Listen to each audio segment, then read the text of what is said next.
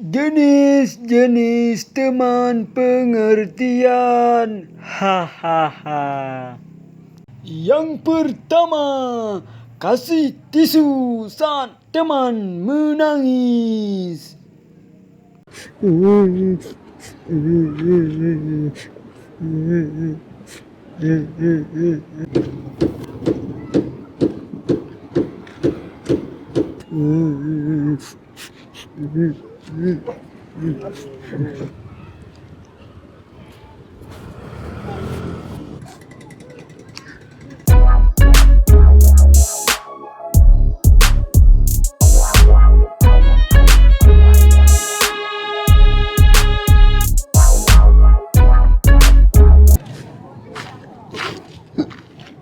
Yang kedua, mengajak teman yang sedang lalai untuk solat.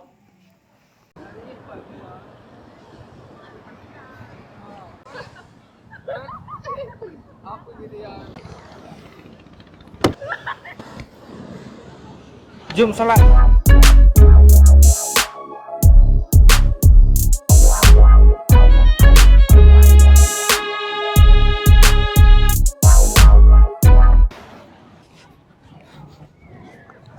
Yang ketiga, kasih pacar kepada teman saat teman tak ada pacar. Ala payah buat deh. Ala, mana dah? Apa buat? Kau okey je nak pakai main. Jangan makan-makan ni. Ana.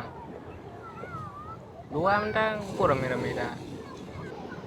Dah pakai kalau dulu. Kalau anak cewek, Mana cewek? Hana. Cewek dulu.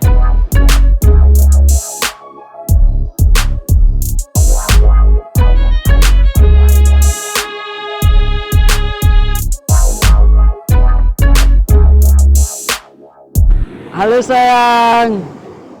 Yang keempat, membayar utang kepada teman walaupun dia tak meminta.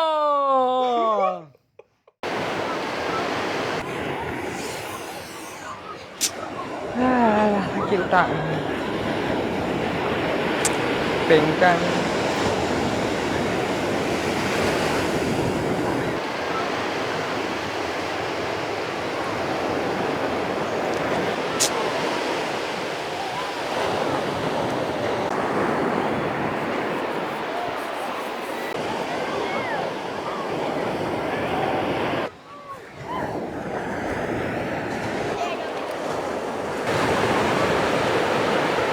Kupai. Utang kah?